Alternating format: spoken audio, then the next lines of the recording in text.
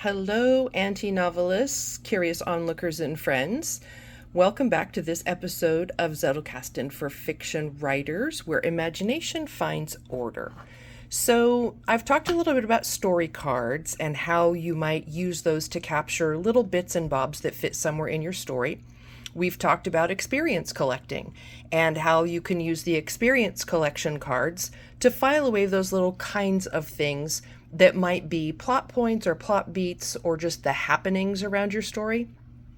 But I've gotten some questions, actually several, about other cards, like how, if your Zettelkasten is used for both nonfiction, Scheper style, and fiction, what does that look like? So I thought this will be fun. Let's just do something impromptu, completely unplanned, and off the cuff. What you're looking at is what I like to call my dump stack. So this is just bits and stuff and things and ideas, anything that I've collected, because there seems to be a little bit of uncertainty around if I'm a fiction writer, should I collect my ideas in my Zettelkasten? Absolutely. Your ideas are your material. That's your work. So absolutely. Everything should go in your Zettelkasten. If you're doing research, let's say you're watching a documentary. If it's me, I'm going to have a big fat pile of note cards in my lap while I'm watching that show, and I am just going to start recording information. Anything that I find useful, interesting, that I think could be helpful later, it's all going to go on a main card. And then I'm going to index it, and it's going to get filed under the number or the section where I think it best fits. It really is that simple. But let's look at some of the wacky things that I have collected that have not yet been filed over in my box.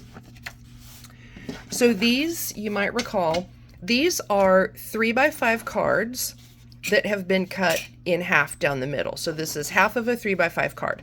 I love these because I can just bulldog clip them and throw them in my bag and take them with me. They don't have to be charged or plugged in. They're not going to crash and lose my information. They're just great to have on hand when you're out and about. This one is labeled 7006 and says Florals and Floss. Okay, Florals and Floss is the name of an embroidery shop in my novel. 7006 is the plot box point at which I think this becomes important. So that's where that would be filed over in my plot box in my Zettelkasten. It would go right under 7006. Then I've got some more of that same kind of card, which are just little scene ideas. This one says Loretta sequel. First bullet point at the apartment. Second bullet point FB mother and the kitchen raid.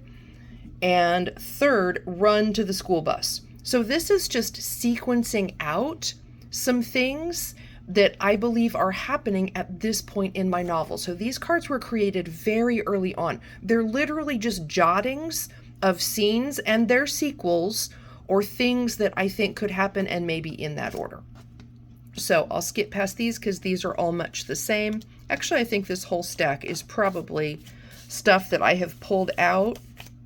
Yes, look at that. Note card nerd. You never know what you're going to find in your notes, guys. I'm telling you, I keep it all. Yep, so these are just wanderings about different plot points or ideas for my book. So that is what that little stack is. Let's look at this. And I did not pre-screen this, so I have no idea what we're going to find. Okay, so here is a Post-it note, actually two Post-it notes that are attached to a card. And the first one says, when you stop bleeding, the shark swims away. How cool is that? I mean, I know I'm going to use that sucker somewhere. So it's just jotted on a Post-it note, and that Post-it note is affixed to this card, which actually says, Act 2, Early Test, Plan Awry, Unspooling equals Dark Force. Okay, I know what that means because that is kind of a plot beat in my story, but these Post-it notes are attached to that because in my mind, these items inform each other in some way for my story. I may not know exactly how they connect together, but this is how I'm collecting those pieces. And then this gets filed under Act 2 over in my plot box where I've got the 4-act structure in my plot box all detailed out. This will get tucked in Act 2. Let's see what else we've got here. Let's see. Oop, I don't want to read that one because that's actually a spoiler for those of you that are following along the edit of my book. I won't read that because that's a spoiler. This is a card from the Gans Creek race. I believe this was the state race. That is the signature of my grandson, Charlie Kinslow. He ran a 3:01 in the last 1,000. Unbelievable. Fast kid. And I made him sign it because I'm like, dude, I'm going to keep this and sell it for $1 million someday. My daughter's business card. I'm telling you guys, everything goes in the Zettelkasten. This says plants pounded, plants equal dye, leads to thread. Oh, I don't want to read you the rest of that because no spoilers, guys. I'm not going to ruin my story for you. Let's see. Here's just a random note. Tarot. Birth cards, devil, lovers. Okay, so I have absolutely no idea what that means, but I'm sure it was important in the moment. So sometimes you're just literally jotting down things that you think may have some application in your story. They don't even have to mean anything to you when you look back at them. I'm going to take this, I'm going to file it over in my Zettelkasten under tarot because I do have a little section for that. So this will just get the number for tarot and get tucked in there. It's just a placeholder for something I was thinking about. Let's see. Orange is the color generally in my novel for the antagonists, my bad guys. So this is just lining out some of my bad guys. I've got earth and fire, and I've got air and water. You'll notice air and water is blank. So I have not filled in those characters yet. So that's just a placeholder for some bad guys. Let's see. Oh, keyboard shortcut. And this looks like, these looks like some passwords. So these will go under P. My index literally has everything in my Zettelkasten. So under P, if I go to password, this card, which obviously I had changed some passwords, will go there. Here's some more story cards. I know they're story cards because they're this half size and they're colored in my story colors. Here's a quote from Dr. Michael Heiser. If it's in the Bible and it's weird, it's probably important. I love that quote. Love that quote. So that will probably get filed under the random quotes or potentially dialogue section over in my Zettelkasten, because this sounds to me like the kind of thing one of my characters might quote or say. So this is going to go under dialogue. Let's see. This says on intelligence and the word Hawkins. So I'm telling myself to check the author, which is probably Stephen Hawkins, on intelligence and his studies of it. So sometimes these jottings are just literally little bits that remind me to do something or of a thought that I had. So I think that gives you a pretty good idea of what this looks like. This says consequences, sequel. Okay, consequences is the title of a chapter.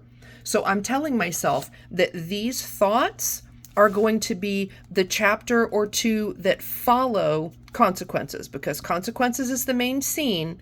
So I'm telling myself that the sequel is going to be comprised of these things. Potentially, they're just notes to myself, and I'm not going to read those because no spoilers. Let's see. Everything, yeah, these are repetitive. I won't read you every single one of them because it is repetitive. So here's one. T hears her mom. What does she say? Okay, so I'm just asking myself a scene question. So this is going to go under Tara, who is my main female character. This will get filed under her cards, where I literally have a section for questions, like story questions for different characters. So that'll get filed there. So I don't think there's anything else groundbreaking here or just like fantastic that I want to show you. Oh, this is funny. I collect things that could be colloquialisms, funny sayings, just bits of dialogue. Marshall Branch is my main male character, and I've written, I'll fry this as a funny way, a twist of saying arthritis. Okay, so that's the funny getting into a character's voice kind of card that I would create, and this would get filed either under Branch's dialogue cards or it could get filed under his character cards. For me, it could go either way. And that, my friends, is the point of this whole exercise. It's entirely up to you where you put your cards and how they make sense to you. The important thing is you tie it all together using your index. So if I have a dialogue card for a character, maybe it gets indexed under B for branch / dialogue and that card number. Maybe it gets indexed under D for dialogue / branch and that card number. So no matter how I think to go looking for it, my index is going to lead me back to that card. That's the most important thing. Doesn't matter if you file them under story cards, world building, character development, experience collection, Quester, any of the tools that I'm giving you in my book. It doesn't matter as long as you know where they go and you index the crap out of your cards so that no matter how you go looking for them, you can always find them. So that is an overview of my chaos pile, my dump box, and some of those things that need yet to be filed over in my Zettelkasten. They're not going to get filed today. They're going to go back in that clip because I have writing to do. So that's what I'm going to get back to.